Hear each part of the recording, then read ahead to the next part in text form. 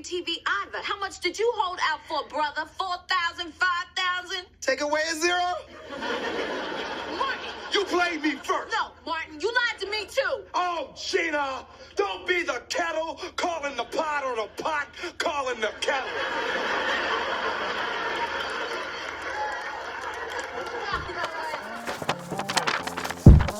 You know, we have a lot of expressions in the English language. I don't even know what I'm saying. What are we talking about? Where'd that come from? Most all of us use them every day. I don't even know what that means. No one knows what it means. You know, we just say them as if they really made sense. I mean, how silly is that? Do you understand the words that are coming out of my mouth?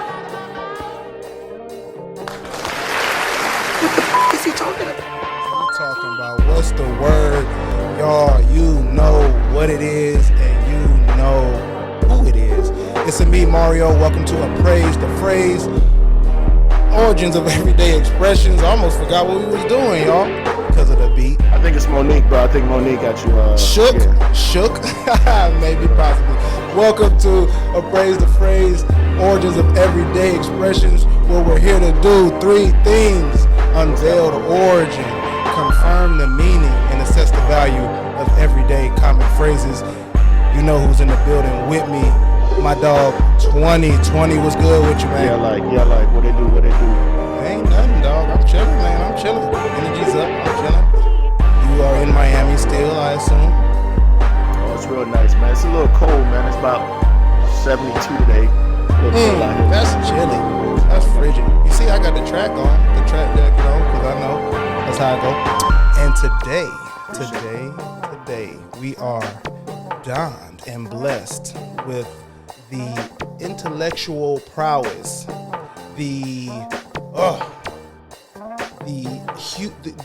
there's a connection that I have and 20 has with movies, TV, pop culture. And there's like the surface level entertainment and then the depth. We get to ride with that whole wave.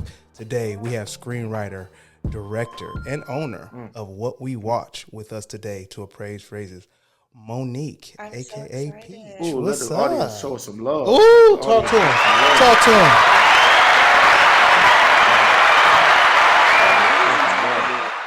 Movies and TV are my entire life, so I'm glad that y'all love it because, yeah, for sure. Word. Awesome, Well, man. Peach, talk to me. Yes. What we watch? Tell me more. Tell us more. Tell the listeners, tell the viewers what we watch. Absolutely. First of all, I love the intro. Thank you. Because we'll get into it, but I love the intro for real. Oh, I always say he like the Steve Harvey of bringing people. Like he's the best bringer out. Like if he can bring them out, he gonna bring them out. Yeah, I might need to like hire you. I mean, I need a hype man too, so we're gonna do that. But What We Watch is a club, it's a community, and we meet on Twitter Spaces, and we kind of host like weekly or monthly events, and it's all about bringing moviegoers together that enjoy watching film and TV. I give recommendations, I give people different perspectives on things they enjoy, and kind of improve their taste in film and TV. And I have a weekly newsletter that recaps like kind of what's hot this week, Black artists to pay attention to, and I interview guests quite often that are in the industry as well. So screenwriters, producers, directors, actors, all that good stuff. So it's a really fun club. And that sounds awesome, man. I know it's biased, but really like the people make the club and they're amazing. Word. Shout out to What We Watch. Can I ask you questions off rip? What's your favorite movie? Off rip. Yeah, well, I have the answer off rip, but I mean, that's kind of impossible for me, but it's Parasite. Parasite is why I live in Los Angeles today. So, Which is a good movie. Like, it's the recent one though, right? It's like a recent one with the I don't know, the age. Is it cool to call it? It's the one by Bong Joon-ho. It's the South Korean film. Yeah, that came out 2019 and won Best Picture. Speaking of the Oscars, it just dude, that movie's crazy, Mario. I have not seen it. The movie is ridiculous. Mine is coming to America, but the Parasite movie is actually a really, really good actual movie. As a screenwriter and a director, I literally watched that movie in a small theater with maybe less than 200 people, and it was like before everyone had heard about it. And I watched it and I was like, okay, this is how I want to impact people all over the world. That's One fire. South Korean man was like, had me over here like, okay, I'm about to write this movie. That's real. That's power. inspiration. That is impact. That's really That- like exponential impact. exactly. I love it. Nah, man, it really gives you a crazy in-depth look on society and how people are, man. Oh my That's a great God. movie, man. Dude, it's a really, really like make you think, make you kind of like change your whole perspective type of movie, man. It deals for me, if I can get a little bit out, Monique, for me it gave me a sense of like my whole take on it is how people prejudge people. You know what I'm saying? The prejudice of I haven't seen the movie, Chris. I'm not giving you the movie, man. He dies at the end. I'm just saying the prejudice of like society, bro. The prejudice of society and how, you know what I mean? Like, because I'm a big. It's not what you know, it's who you know, and that kind of that aspect of it is definitely shown in it, but in a situational, in a different way, without me giving up the movie. Yeah. It's in a I different love way this. of like society and how we prejudge people. That's how intelligent it is, and a lot of South Korean films have that overall like Yeah. society capitalist kind of Yeah. introspective look on how things are affecting people. But that's what I love about the movie. It's so intelligent that you almost can't spoil it when you're talking about it. Mario, Exactly. you have no idea what you're about to watch. Oh, I'm geeked. I'm geeked. Like you have no idea. He's told you nothing. I'm It's- geeked. But you told me something. Word. So this what it sound like to me for real, because I need to get into the what we watch space. I've been doing terrible at keeping up with cinema, dog, and I love it, and it's a part of how I learn because it's relative in its expression. And I have this saying though, which is the show. I have this saying that all movies are real, and I basically mean that like. We try to say like we watch stuff on screen and we say like that wouldn't happen, but nigga, life is crazier than that actually. Like a leaf will fall from a tree as you're walking, and at the exact same spot, somehow it'll touch your face, and now your life has changed forever. If that happened in a movie, you'd be like, oh, that would never happen. No, that shit happens every day. Mario, you are talking my language. I don't know how I haven't met you two sooner. Seriously, when people say movies aren't real, I'm like, yes, they are. Yeah, they are, bro. Their stories. They been happen. It been happen. That's my whole thing, bro. They've been doing that. How is a story created by a team of human beings that have had real experiences condensed into 2.5 hours not real? Come on. Hey. It's real. Hey. So look, we, Dub and I, 20 and I, we in some what we watch spaces. From now on, I pledge. And we bring the community. Hey, underdog community, we going. All right, y'all. Let's get into the phrase today. This is great. I knew this would be like this. This was great. Okay. The phrase today we're going to get into is the pot calling the kettle black. Something that I actually, you know what I'm saying, there's a meme going around social media that it's pretty old. I rock with it, and it's a visual representation, obviously, of this. So it connects with me pretty thoroughly. The essence of it also connects with me, but maybe kind of not as we dig deep. 20, talk to me succinctly, the pot calling kettle black. Where you at with it? Well, you always, I feel like this is a phrase that you kind of hear from an older generation. I don't really hear too many younger people saying it. I can remember my grandma, my mom, older aunties. They probably saying it. You know what I mean when they're talking shit. But like it's like a situation for me. It always meant for like, if you're doing dirt, don't call me dirty. You know what I'm saying? Like if you're doing something that's if you're doing something that you're not supposed to do, now this might not be the definition of it, but just in this, I would say in the scenarios that I've heard it, it's always been a scenario of, don't judge me without judging yourself. Got you. Pretty Boom, much, boom. like you can't judge me if you out here doing something Such and so the forth. same. If you're doing the same thing, Same. Got you. Hold that. You know how a person put their hand in their pocket, but they're not actually letting the pocket hold it. Their hand is still holding it, but it's in the pocket. Do that with what you just said. Peach, Monique, where you at? Yeah, but say that again. Oh, I like that, man.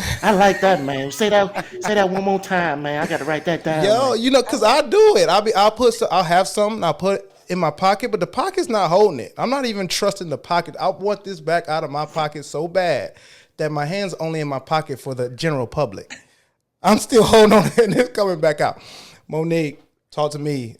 Pot calling kettle black. So it's funny that I'm on this show with you guys. I'm very happy to be here because my first language was Spanish. So idiomatic phrases in English are actually like a thing for me. I had to learn them. You know, colloquialisms are not my thing. I know it sounds crazy initially, but it's true. I had to learn English. So there's times when people are talking to me using phrases and I'm like, what do you mean by that? And they're like, what? How do you not know this? I'm like, well, here's a little history. So there's that. But for pot calling the kettle black, the first thing I thought of was like people that lack self-awareness, because it's basically talking about like hypocrisy, right? And so you over here trying to call me out and we cut from the same cloth basically, or we essentially on the same type of time and you just don't even see it. And if you do see it, that might be even worse, that you feel the need to call me out on it. Exactly. Yes. Me and you both, like you looking in a mirror right now. So that's very interesting. Yeah. So yeah, and I agree with you, 20. I don't know that anyone uses that in, you know, my time, an our time. Are we the same age? I don't know how old But- are you, Don't worry, we don't crack. That's true. But I think there's been variations of it, iterations that we've used. Yep. Yeah. Yep. Basically, like, I know you ain't talking. Yeah, I know you ain't talking to me. It grow, I know. No, you not talking. I know you're not This talking you? to me. This you? Yeah, exactly. Exactly. Word. Okay. Thank you. I want both of you. I hope y'all got y'all points in y'all palms. I hope. Because let's to let the pocket, Webster's talk to us. So Webster's defines pot calling the kettle black as the criticisms a person is aiming at someone else that could equally well apply to themselves. So boom, right there. Like the criticism, the critique that you're giving me or you're giving someone else applies to you. It says could, which is throwing me off. Anyway, I will digress. Monique, where you at with the definition? I agree. I guess the could, because there's like, I guess the could is because there's a slight difference between a pot and a kettle because the way we use it. Now I'm getting like real into it. So maybe that's why there's a could, because there are some differences. But like you said, it's like some critique that could also be applied to you. The pots and kettles have similar, at least back in the day, they had similar kind of makes and stuff. So, Yeah. I'm good with the definition. Good with that? because- Word. 20. No, yeah, man, me too, man. You know me, bro.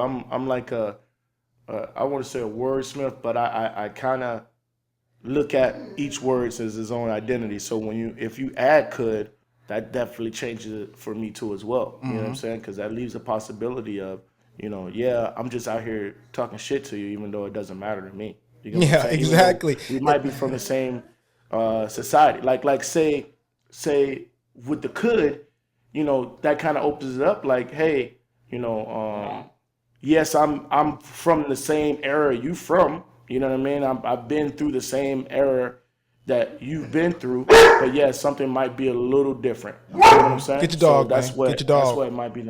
Huh? Hi, baby dog. Get your dog, man. Black Dynamite, he over here tripping, bro. Another cinematic masterpiece. Another cinematic masterpiece too, as well. Yes. Word. But yeah, man. As I digress, like I said, you know what I mean. Like it could be a situation where, yeah, maybe the outcome of what I'm doing might not affect you in the same way as it affects me.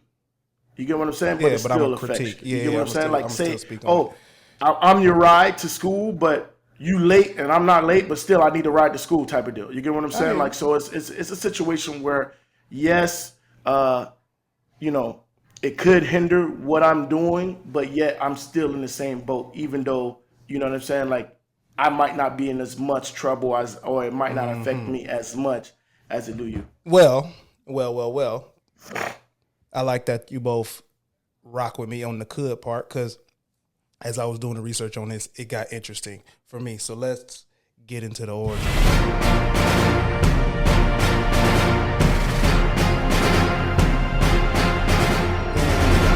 Word. Okay. I just need transitions, natural transitions. It's something that I need. My brain needs. It's okay, man. Thank you. Thank you. I'm trying my best here. So, first string of origins. Let's unveil some shit. So the earliest appearance of this idiom was from Thomas Shelton's translation in 1620 of the Spanish novel Peach, Don Quixote, where the protagonist is growing increasingly restive under the criticism of his servant Pancho. And he says, "You are like what is said that the frying pan said to the kettle, avant, black browess." And the Spanish text at this point reads, I cannot read that. I could try. Dijo el sartén a la caldera. Caldera. I think it's called Caldera, Mario. I think Thank it's you. pronounced. Thank you. I appreciate Caldera. that. I'm out here on some Shelton shit. But it's identified as a proverb in the text, functioning as a retort to a person who criticizes another of the same defect. So, Shelton, Thomas Shelton, translated Don Quixote, Spanish novel, very, very popular novel. Okay.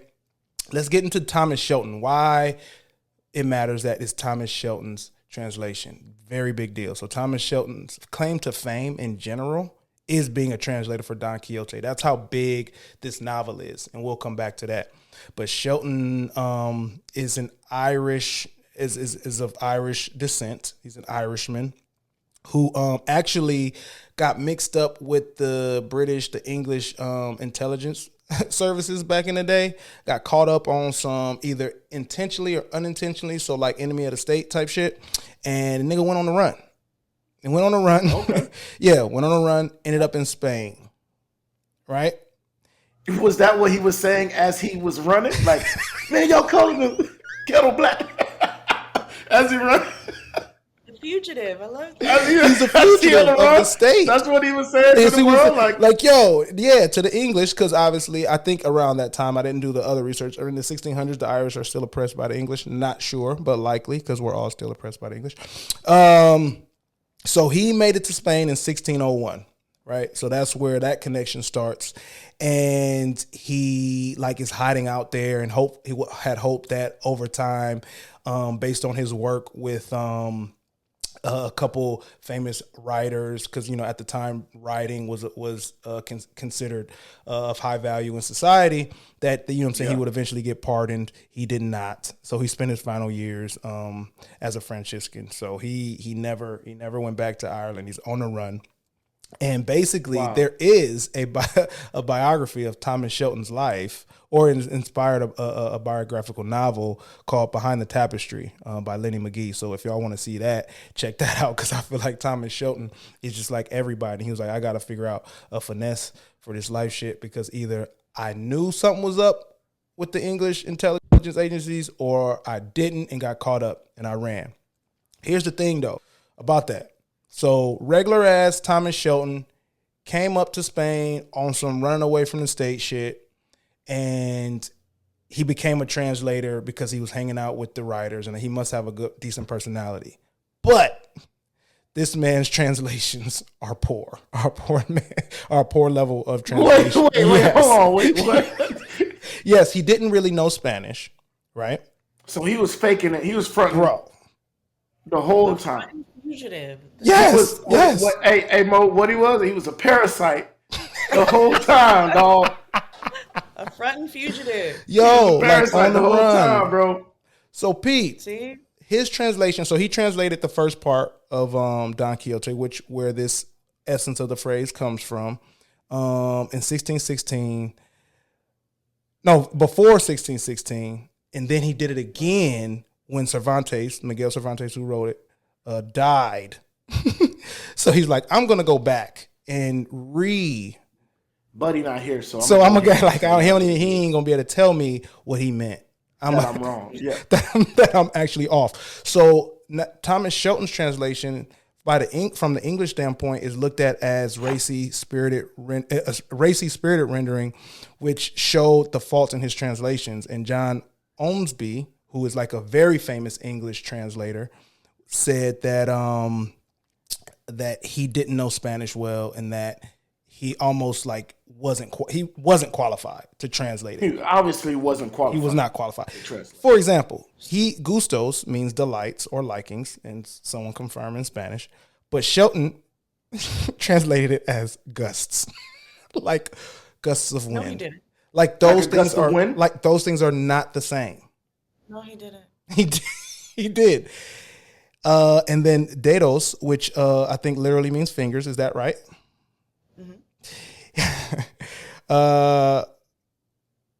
Shelton kind of used it as inches, or whatever. So he's doing whatever he wants, basically. So like that's important. Whatever he wants with confidence. That's pretty much what he's doing. Yeah. So where are we at now? That's like we got Thomas Shelton who translated. So wait. Yes. Go. Where are we at with that? Go. Is that really what the translation is then? I mean, like, do we really have the actual translation of the So we don't even really know. We could be actually saying the same wrong. It could have just going never off been of a a saying. translation of somebody who really wasn't qualified to be a translator. Oh, he's not qualified. He took the Spanish words that this man wrote in one of the most famous novels in the world, like one of the most like think about this. At the time, I'm just saying, go. It's also a great movie. Y'all seen the Quixote movie? It's really No, because people tell me Don Quixote. Yeah, there's a movie. Yeah. No. It is a good movie. That's why I'm wondering. Like, what? Listen, I had to watch it in what was that? What grade was that? In middle school for a book, because we was reading a book and I had to watch it, and it wasn't that bad, bro. I'm not gonna lie. I didn't fall. I was like, yo, it's time to go take a nap. But it actually kept me up. I'm not gonna lie to you, man. The 2 days that we watched, I will watch it. Actually really good. I will watch it based on what I've been reading on the references of the novel. I will watch it. I've never watched it because it's one of those movies that when I was, indoctrinated to it, that's a strong word, when I was made aware of it. When I was made aware of it. I don't even know if that's a real word, but it sounded... It was too like, strong, bro. My boy Shelton. My boy Shelton. It was that Shelton translation. People was like, you got to read the book first, and I buckled under that pressure as a young person. I was like, you know what? I'm not gonna do that, so I'm not gonna watch it. So I will watch it though. I know. See how society is doing. By being one of those, you got to read the book.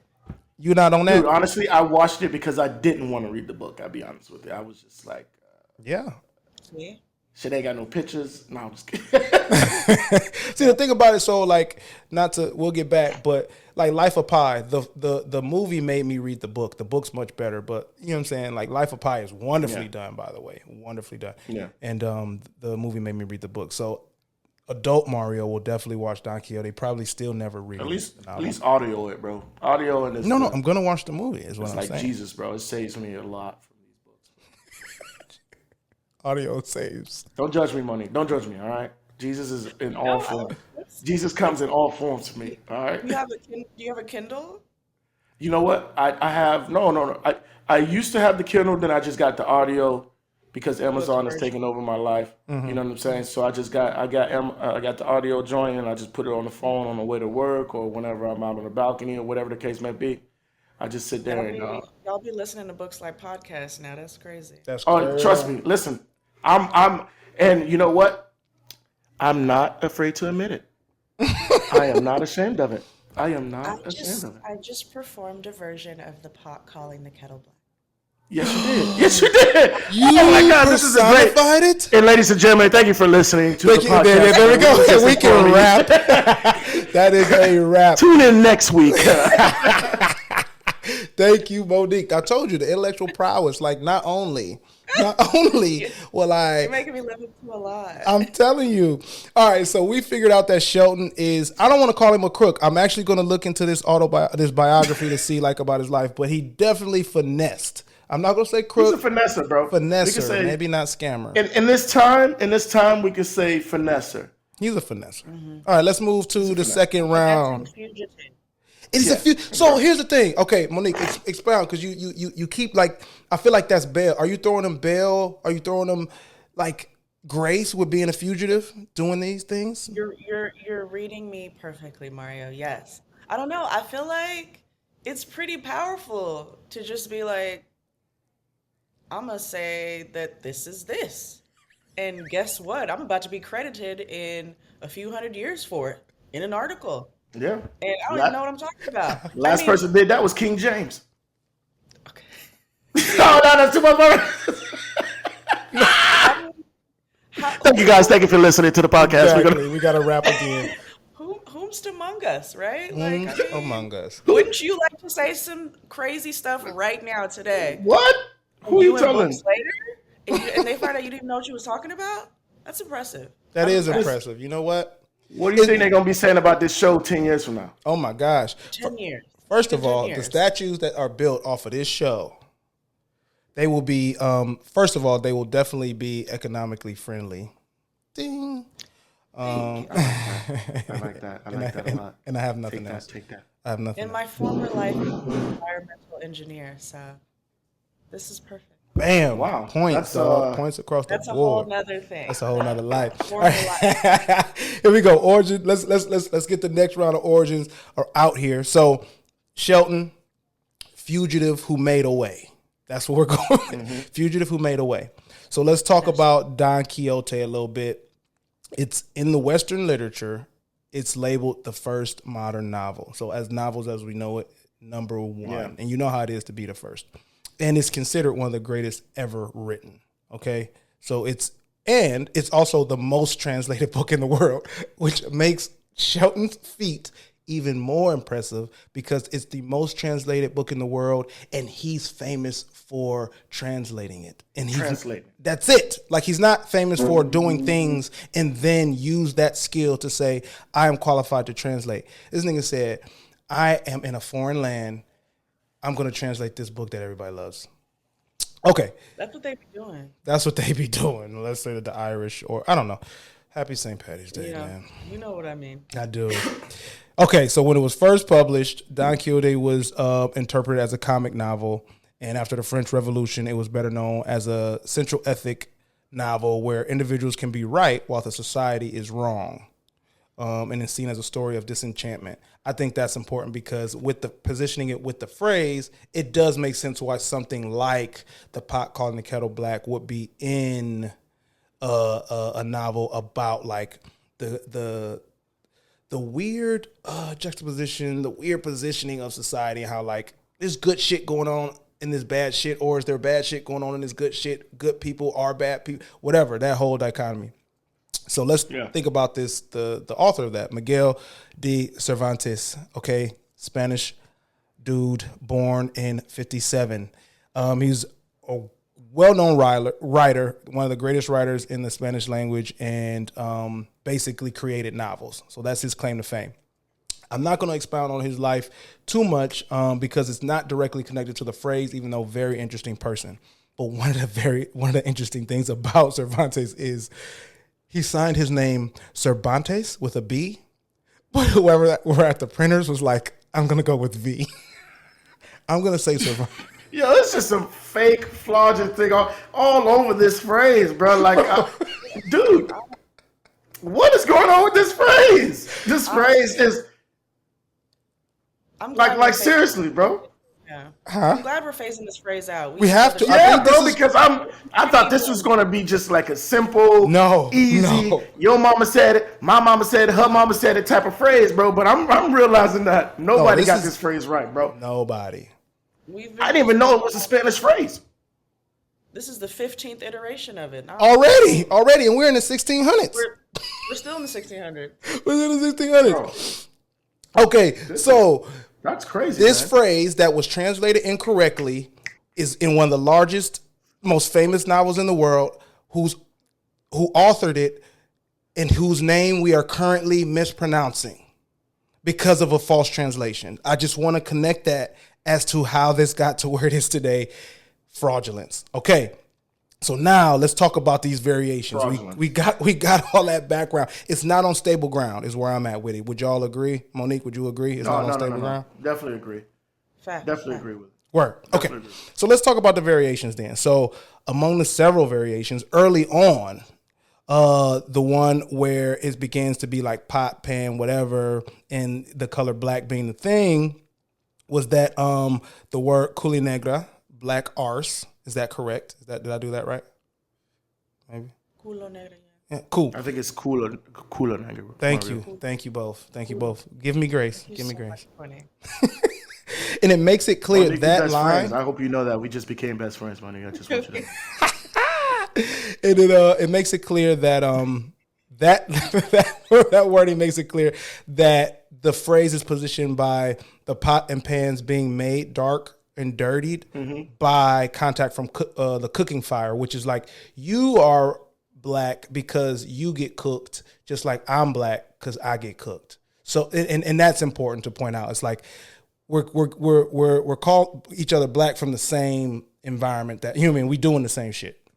Okay, so then it gets unraveled even further. So now it actually taps into English, like an English writer said, "If thou hast not conquered thyself in that which is thy own particular weakness, thou hast no title to virtue." Okay, that's a lot. "Thou art free of other men's, for a covetous man to inveigh against prodigality." So you can't be like that fucking insightful if you don't have virtuous characteristics.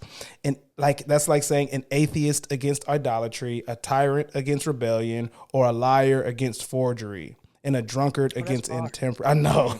So it's for the pot to call the kettle black. So it's like, damn, you can't be all this shit. You're the pot calling kettle black. 1682. Okay, 62 years after Shelton lied on it, William Penn, in Some Fruits of Solitude and Reflections and Maxims, said that hard quote. I'll send it to you, Monique, so that you can run with like hit niggas with that shit. Like, are you a liar that's against forgery or something? Are you a tyrant against rebellion? How? Exactly. How? That's bars. That's bars, dog. Tyranny. That's all I'm hearing right now is tyranny. Tyranny, nigga. That's your bag.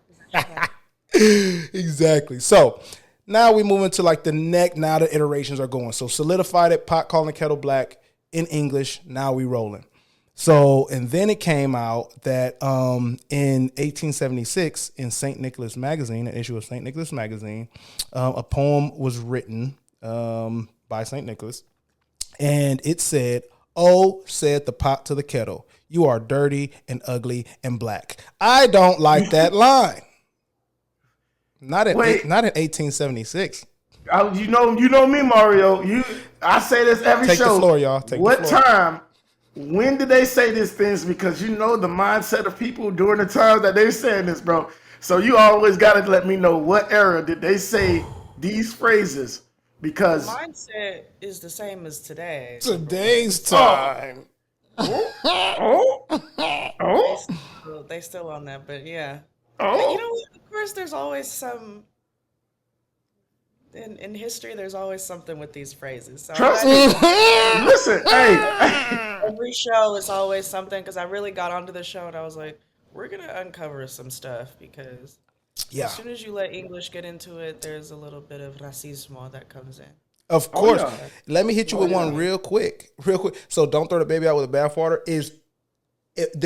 You cannot separate it from racism. You cannot. That's why I'm done with saying it. I didn't fuck with it based on like I would never do that. I would never the specific thing and the metaphor, which is I would never ruin a whole thing because of a one thing. That's dumb and unwise. But it's attached to this dude who like was similar to most people who were trying to eradicate slavery. Was like, well, before we get rid of it, what good parts can we keep? Is what that comes from. It's like, listen, don't. Is there a way we can still have them work for us? Yes, for free. Let's pay them, but significantly less. But only if they have like relatives, or only if they have like, if they don't have anywhere to go, then maybe they should stay. If we put them out on the streets, what are they going to do? Any of their ancestors came over here willingly. If they had some willingly ancestors coming over here, maybe they can go with them. But if they don't, I think they should stay where they are. I forced one of them, and she kind of said okay. So I mean, is that really? Yeah, you know what? Honestly, we'll let the adults go, but let's keep the kid. Never took it. Yeah. But then we're gonna incarcerate them later. Can we do that? Let's let's play the long game. That's what we're gonna do. That's what we're gonna do. Let's do the jail thing. And then let's make sure we get them back in the You know how we'll do it? How about this? They're free. They just got to work off all the food that I paid them while they were slaves. Right. You know what I'm saying? You just got to work off for all the food that I gave to you. And That is fair. We all have debt, so yeah. Yeah. have debts, And then you know what I we'll mean? make sure they pay those fucking debts with a thing called the We'll call them the fucking police, and they'll make sure that those fuckers pay us, but never us paying them. We'll make sure of that. Wow. Make sure they don't bother us, though. I don't want them to bother us. They're not here for us. When I say police, I want to be clear about what that means. What that means? I want to be police. crystal clear that we're not the ones getting policed. Yeah, all right? no. Pay attention over there. Sick shit. Okay. Sick shit. So yeah, that line from St. Nicholas, you are dirty and ugly and black. Sure, no one would think you are metal except you were given a The fact crap. that his name is St. Nicholas. It's sick. Is anybody just Fucking getting Santa Saint in front Claus, of their bro. name, Fucking Like, Santa Claus, what's nigga. going on, dude? Drive his ass up. Fucking Santa Claus. Yeah. Fucking Santa Claus, bro. Fucking Santa Claus. Like, for real, don't come in my chimney, you fuck. Anyways. Not so, Kettle said to the pot. 'Tis your own dirty image you see, for I am so clean, without a blemish or blot, that your blackness is mirrored in me. Again, careful with blackness. But the essence actually is important there with these iterations and where I want to take this, right? Based on what we'll go to next. So the pot calling kettle black has other versions in other countries, in other nations, nations that I have probably more respect for than where we started in this thing. And so the Persians, for example, have an idiom that I could not even begin to attempt to say in their native tongue. But long story short, they say the pot calling pot black. And it's basically, it's one of the things they live by. And it's that black and cooking pots in the Persian literature are basically like negative personalities. Like if you're a black cooking pot, if you're so dirtied from cooking that you're an empty pot that's just dirty. Like now you have no use. So like that's how they use it or whatever. And that's back in like 1130 AD. So yeah, way before. Dude, this is sounding like a very negative. It's a bad phrase, idiom, man. bro. It's a bad phrase. I don't know if it was. Well, I do know that it wasn't translated right, but I'm just saying the way that it was translated, it's really been used in a negative tone, man. It's not like positive. This is honestly surprising me because, like I said, it was just a situation of, from us, it was just more of a, hey man, if you're out here doing your thing, if you're out here doing dirt, don't be sitting up here you know what I'm saying, acting like you better than me. But this is like way more in depth, especially like I say, Mario, when you put in the time and the situations and the scenarios people are in when they're saying it, man. This is like real hardcore shit. To be saying that shit today, dog, is wild. Yeah, man. Because like hold on, dog. Hold on. Go ahead, Monique. I was just keep thinking about like, do they not wash their dishes? That's what I'm saying. Obviously, back in the day, Dawn, they didn't have any Dawn to get the grease right out of their way. So it got really black. I thought it was because they were made out of cast iron, which is black or whatever. So that's what I thought. But you keep reading some, iterations like, oh, it's dirtied and fried. I thought it was just actually the color. That's what I'm saying. So St. Nicholas can get some bail. Back then they wasn't. But now you do wash your pots and pans. Do you have a black pot? There's none of them are black except for the cast iron. Word. Thank you. Like today. So today, because that's where, the Persians, now the Greeks, they don't even do it. They don't even do the pots and the pans. The Greeks, who are considered the wisest folks, they do the snake and the crab. Hey man, get your dog. No, I like Black Dynamite. This dude, he has something to say. He definitely does. Because he's black and he's like, bro, I don't like that. Yeah, they keep speaking up on me, bro. you're speaking up on me, bro. You know what I'm saying? So it's like, yeah, he's my cheering section right now. Let him know. That's what he's beautiful. saying. My Let bad, him know. Black Dynamite. So the Greeks say the snake and the crab, and that comes from a story where, in 5th century BCE, so way before. Obviously, the Greeks they're considered this wise thing because they sat around eating olives and thinking a lot, right? So the fable is ascribed to Aesop, who's again very, very, very highly regarded, and concerns a mother crab, and there's a snake over yonder, right? And the mother crab tells the child crab, "Hey, snake's coming, hurry up and walk straight." And the child crab says, "Okay, can you show me how it's fucking done, Mom? We walk sideways. Why are you telling me to fucking walk straight?" So like that's what they say. Like they snake and the crab. It's a snake and the crab situation. Like, what are you doing that for? You telling me to walk straight. You can't walk straight either. That's how they go. And then, you know what I'm saying, some stuff there. And then the Talmud, the Talmud, which I believe is Middle Eastern, says, "Do not ascribe to your fellow your own blemish." So this is where I'm taking like the essence for real, because it's projection. Not only is it hypocrisy, it seems like projection. Do not ascribe to your fellow your own blemish. So the shit you got going on, don't put that on somebody else. The Vietnamese folks have the dog mocks the cat about its thick fur, which like y'all both got thick fur. So why are you talking shit on the cat when you have thick fur? Probably thicker if you're bigger. Funny. How would the Vietnamese say? Yo, like this. Honestly, Mario, I did not expect any of this for this idiom. I did not expect any of this, and I'm just sitting back. I want to say something, but I'm like learning right now. Yeah, wait for me. I want to be interactive with you, of course. But it's just like, has my whole life been a lie? You know, like the pot calling the kettle black. The answer is right yes. now, bro. Like the answer is yes.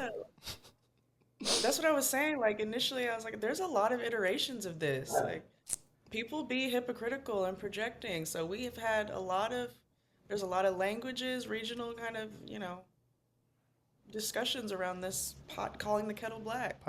Thank you. And so, lastly, the Italians, same way, said they use different animals.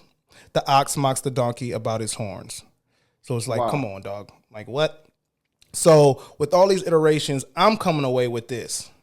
I'm coming away with there's like it's more projection, it's hypocrisy, of course, but it's more so like you seeing you actually coming off of, you're not actually coming at me. You feel a way about you and you're bringing that to me. That's how I'm taking it, and that's not how we use it. We use it as like, don't talk about me because we the same. I'm pivoting away from that a little bit to say, okay, if we're talking about pots and kettles and they're blackened off the same thing, but a pot and a kettle like blackened differently, in a sense, that you actually like the St. Nicholas said, like, oh no. I'm a metal dog. I'm cool. Like you wouldn't even be able to be me. People wouldn't even be able to know you're a metal unless you had a crack, dog. You can't even run with us. And what you're seeing is my shininess is showing you your dirtiness. Wow. So with that said, let us appraise this phrase. We done got through it. Let's grade this thing out. Peach, Monique, you ready to grade? You ready to appraise this phrase? Yes. Let's do it. All right, so we got a 3-point grading scale. 3-point grading scale is the power grade. Gets the point across, like the impact when you say it, the impact when it's heard, the impact of it existing, its power. Then we got speed. How's it sound when you say it? Does it flow off the tongue? Do you got to stutter it through? And then the last grade is your preference. The guest gets to take in all that we've discussed, the origin, how they use it in their life, the meaning, is shit matching up, personal feelings, all of that. So we'll let it marinate a bit. I'll start with the speed grade. Smooth, eloquent to say, the pot calling the kettle black. I mean, it's some shit you will say. I think that's the crowning achievement of the damn phrase, to be honest. If I'm looking at it now, like it may stand the test of time because those are very short words, pot pan, 1 syllable. I think the word black is polarizing. So, but to just say it smoothly, Now that eloquently, you know, yeah. now that you know, right? I'm actually going to give the speed only, a B. B for speed. B for speed. Are we on an A, B, C? Oh, I apologize. Yes, we are on an A through F scale because that's how I learned how things are graded in my society. 20, power grade. Talk to me, dog. Man, honestly, I probably would have had a different grade if I didn't get this whole explanation of, you know what I'm saying, the origin of it. Yeah. I feel like beforehand, you know, it was a very powerful phrase because it's more of like a check yourself phrase. Like you say that to people that's being beside themselves, that's forgetting where they come from, that's like trying to act like they're better than you.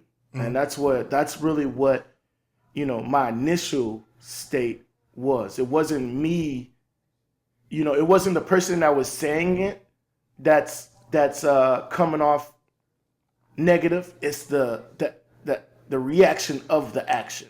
Yeah. You get what I'm saying? Yeah. It was like, say you did something, so I'm telling you that because you did something. Yeah. As opposed to now, it's just me trying to show you how different I am from you. You get what I'm saying? Or the same. It hits a little different for me right now because of just like one, the translation. You know what I'm saying? Those are two things. I apologize. So two things: the transition and the translation of it. It hits a little bit different for me. So I probably give it.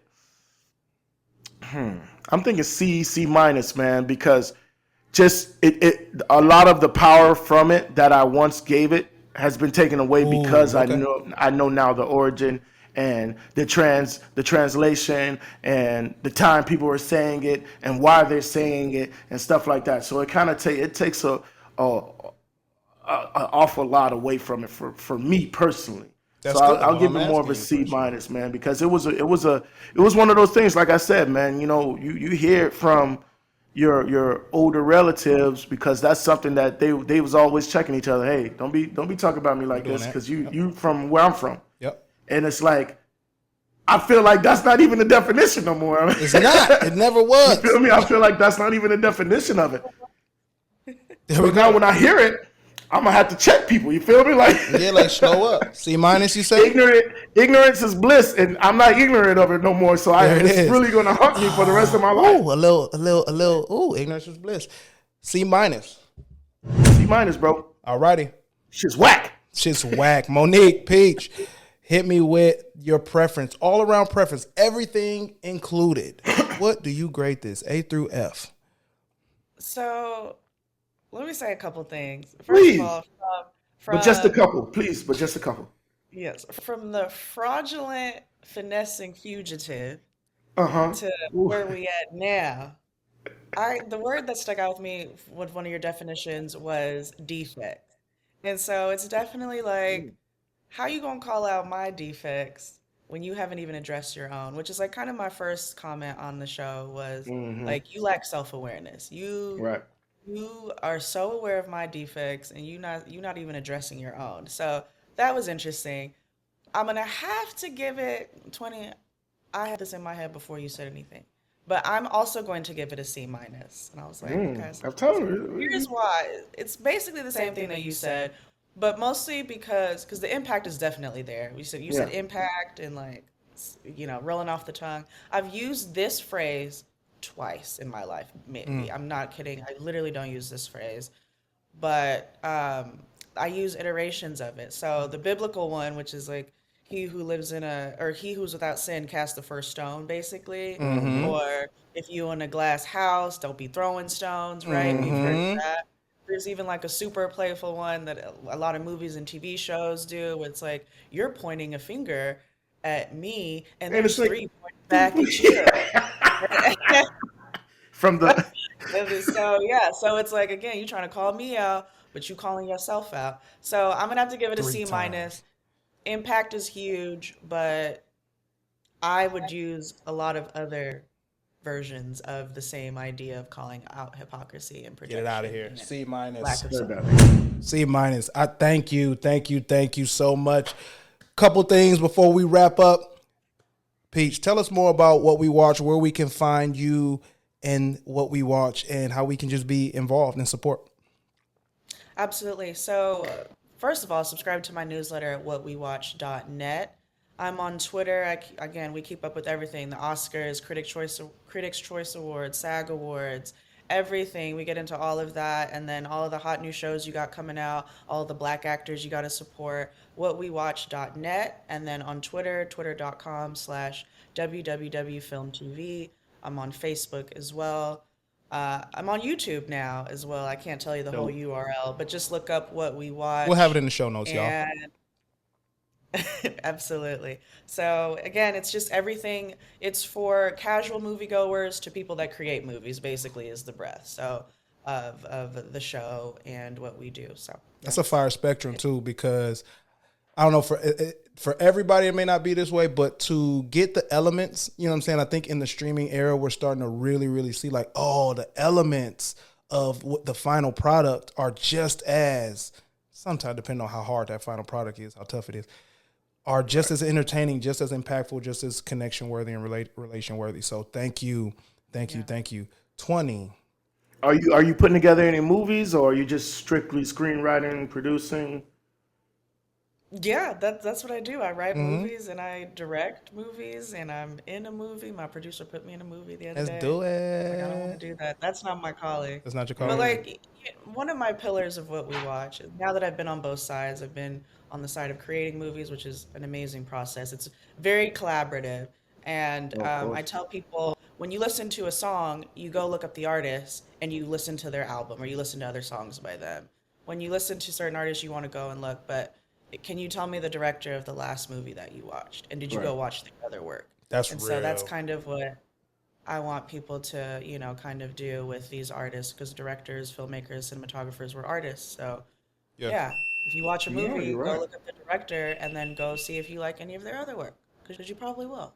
That's crazy, because I feel like nowadays, just with how just movies been putting together, like they're starting to give more credit to the cinematographers and the directors and stuff like that, because you get like I would say 10 seconds on every preview, like brought to you from the people who bought you this, or who did this, or say to, 40 you know what I'm people on saying? And these are like, a lot of people are getting movies now too as well, because they were, the cinematographer of this movie, or this movie, won. Like I feel like now you start to see a lot more behind the scene, people, as opposed to just the actors. I love it. Like too. now they're starting to give a lot of more props to, because it's not just, Stanley Kubrick. It's not just, what I'm saying, Coppola. It's not just that. It's more people are starting to actually put out more visions and actually get more respect from it. Not just the main group of directors that are putting out stuff. Like Got it. And I us love growing up, it was either Spielberg or Yeah, that's just it. them. You feel Just me? them- But just them. now you start to see the Ryan Coogler's. You start to Spike see Lee's. these independent films making headlines, and these people. I'll tell you this: the first, I want to say the first independent film, but the independent film that really got me, and we talked about this on another show, was City of God, and that really made me go outside of the commercial, the commercial movies, the commercial cinema, and got me really looking into like Sundance, and you know what I'm saying, these small, intimate, independent film catalogs, man, because there are really, really great movies out there that you can kind of relate to more than you can relate to a Spider-Man No Way Home. You know what I'm saying? Like, you can relate to a lot of these independent movies because these people don't have the people behind them telling them how to put it out. You know what I mean? That movie machine, they don't have that behind them saying, no, do it this way. This is what the people want to see. No, it's just really from their mind, their own creativity. And sometimes, man, that could be way more pure than anybody putting out a blockbuster hit. So, I mean, I appreciate and I salute everything that you're doing, Monique. I mean, we're what we're doing with this, with the podcast is Like we see people out here living differently, so why not speak differently? You know what I'm saying? Why not change the way you speak? Why not, not in a situation where you're speaking wrong, but just, you know what I mean? There's different avenues you can go through. Exactly. Than just, hey, here we are. We all lit. All this stuff, man. It's different avenues you can kind of go through instead of just following the pack. So that's what we're trying to do with this podcast, because everybody and their mama got a podcast, but you know what I'm saying? You got like 10 podcasts talking about the same thing, and it's just like, who can get the information out first? But with us, we don't have to worry about that. We don't have to worry about getting the information first and not being right. What we're doing is getting you the right information and letting you take it and absorb it the way you want to do it. And I think that's the best way to kind of go about, informing people nowadays, man. Just, I'm not trying to give you the shock value. No, I want to segue from that, because that's great. Great word. Because I was on the road, bro. I was on the road, bro. You was the wheel. I was on the road, so dog. the heel. Informed. We want to make sure folks ain't misinformed. So we got to introduce. Oh, I like that. We got to introduce to Monique before we leave. The Dictionary of Misinformation. Monique, this is the best part of the show. This is 20. Take it away, please. Monique, just do us a favor. Like we always end the show off with something more of a shock value. Even though when we do our phrases, it kind of gives you that shock value of like what you're saying. But right now it's a segment called Misinformation. The Dictionary. What we do is we ask for a letter in the alphabet, any letter in the alphabet. Just don't be petty and say like Z or X or something like that. But just give us any letter in the alphabet, and we're gonna give you, I would say a common misinformation about it. That letter. So let's get it. Just any letter, the first letter that comes to your mind, as long as it's not petty. Well, I hope this one's not too petty, because you guys can do it. But what we watch wins W. W. Let's do W. W's beautiful. W. That's how I got the form. While he's looking up W, I just want to let you know that's how I got the form of my name, because my last name is Williams.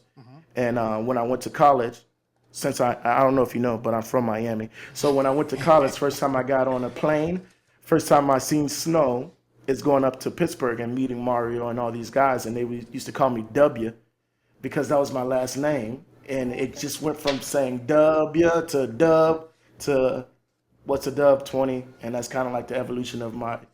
Oh my God. Let's appraise that phrase. I give it an A. That's why we best friends. That's why we best friends. Where you at now, currently, Monique? I'm in LA. Are you from LA? No. I moved from Dallas, Texas. Originally from London. Texas. Oh, that's what's up. I've never been to Texas, but I've been to LA, and it's here we go. Traffic. W. We on W. All right, one more time. A. So, W. How about we learn by doing? We've heard that. We learn by doing. A lot of people even say, I learn best by doing. It was made famous in the 20th century by John Dewey. For the things that we learn, we can do whatever. It's not actually what is happening. You're not actually learning by doing. The doing is just one way of learning by seeing.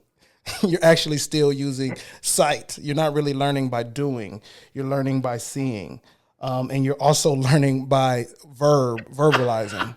So when you're doing those things, you're actually heightening the two senses, other senses. So we actually don't learn by doing. We're still learning by visual and or verbal. Thank you all. All right, guys. Join us next time on Appraise the Phrase. So you can say it if you want to, but just know that you're not in isolation learning by doing. Monique, Peach, thank you. What we watch, I love it. I love what you're doing. And I will continue to support.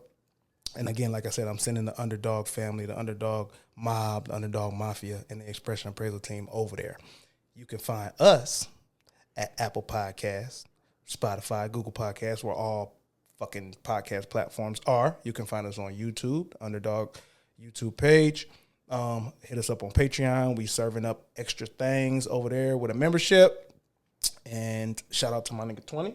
Never took it. I'll be in these streets. Just let me know. For sure. Hold on, I want music now. This is crazy.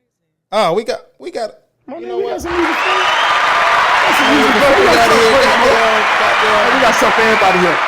Praise the phrase. We got something for everybody here now. You feel me? And also, everybody remember, especially folks that are introduced now to the pot calling kettle black, that value is in the eye of the appraiser. We will check y'all next week. Yeah, y'all be safe.